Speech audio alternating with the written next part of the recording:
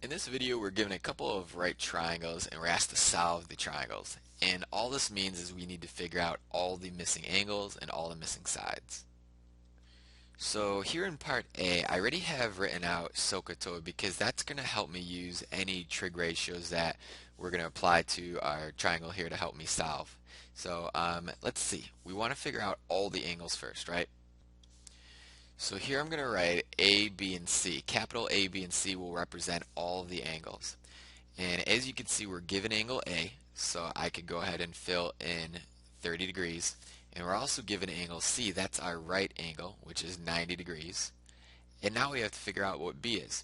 And without using trig ratios, we could figure out what B is because we know that all triangles add up to be 180 degrees when you factor in all their angles. So what I'm going to do is just take 180 degrees, I'm going to subtract 30 degrees from it, and I'm also going to subtract 90 degrees from that. And if I do 180 minus 30 minus 90, that's going to give me 60 degrees, which will be angle B. So we didn't even need to use trig ratios there.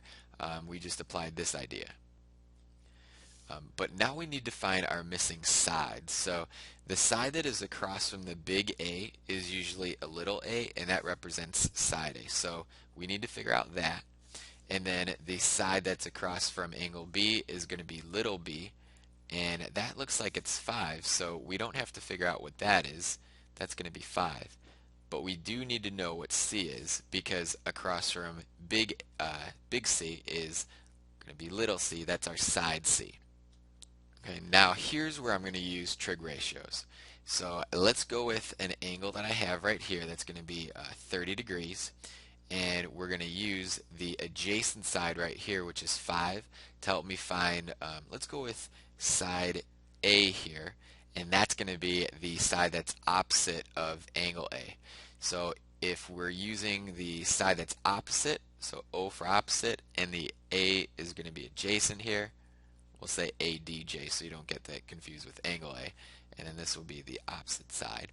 We're going to use opposite and adjacent. So back to SOHCAHTOA over here, opposite and adjacent looks like it's going to be tangent.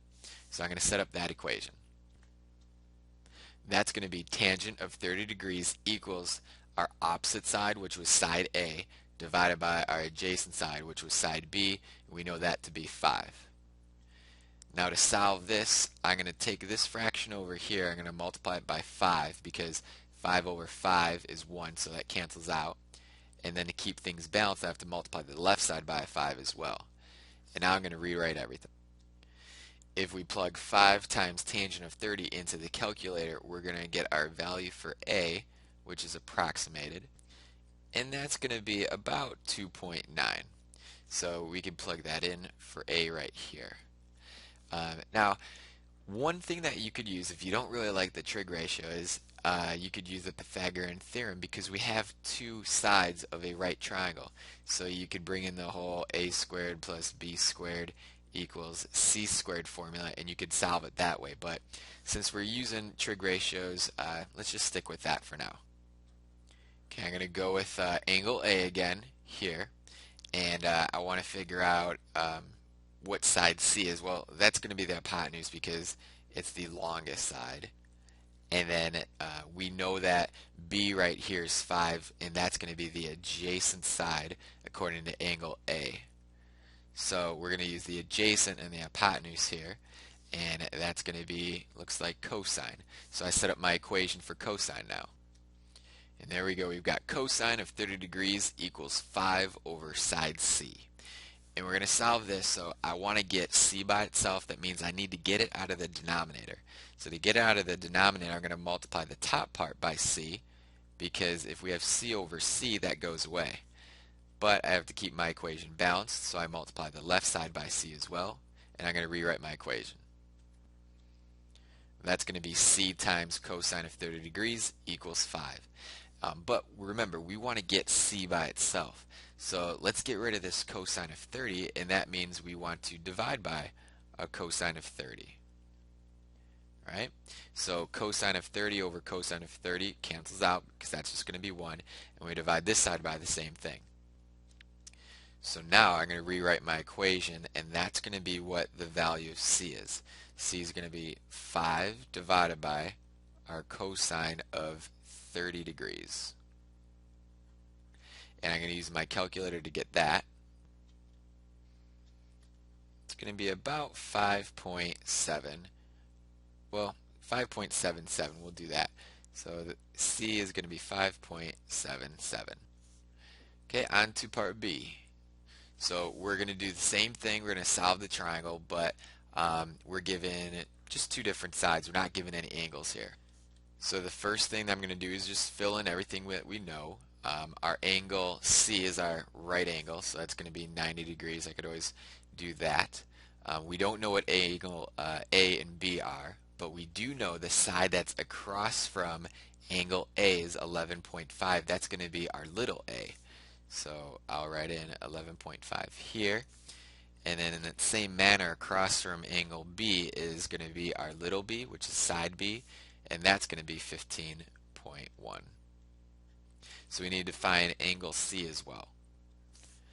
Now, because we have two of our sides of our right triangle, I'm going to use our Pythagorean theorem. And I know that I touched on it in our last little section, our last example problem, but we're going to actually use it here. Remember that our Pythagorean theorem is our a squared plus b squared, or just two of our legs here. Square them, add them together, and that's going to equal the hypotenuse squared. So I'm going to plug in my values, and this is what I'm left with. I have 11.5 squared plus 15.1 squared equals c squared, which is our unknown hypotenuse. And I'm going to go ahead and use a minute to calculate all that in a calculator. So if we square both of these numbers, we're going to get 132.25 plus 228.01. And if we add them together, we're going to get 360.26 equals c squared.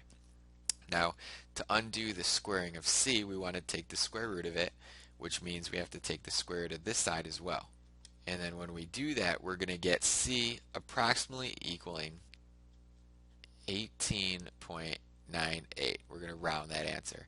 Now, whenever we take the square root of a variable squared, it should be plus or minus, but since we're working with the side of a triangle, there's no way that it's going to be a negative, so we're just going to go with our positive value here. So that's going to be about 18.98. Okay, now what we have to do is find angle A and angle B. So let's start with angle A. And we're going to use the two sides that we do know, that we're given, A and B. And the reason why I wouldn't use side C is because, remember, we approximated it. So it's not going to be the exact answer. You wouldn't want to use an estimation. You want to go with what you do know that you're given with. So angle A, the side that's across from it, is A, which is 11.5. And then the other side that we're known is going to be the adjacent, which is 15.1. So we have the opposite side, and let's do OPP, and then the adjacent side, ADJ. So we're going to use our tangent, because it's opposite and adjacent, and set up our equation. So there's our equation. We have tangent of angle A equals 11.5 over 15.1. And to get to angle A, we want to use the inverse of tangent. And all that involves is writing tangent with the little -1 as an exponent. That represents the inverse. And then inside the parentheses, we're going to plug in this fraction. So there we go. We're going to find the inverse of tan of 11.5 over 15.1. That's going to be angle A. That's going to give us about an approximate of 37.3. So that's going to be about what angle A is.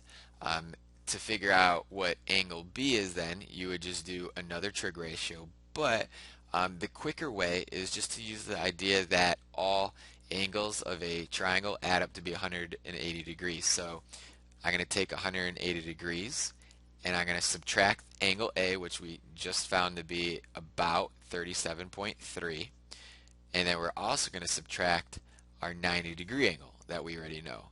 So I'm going to take away that too. That's going to give us about 52.7 degrees.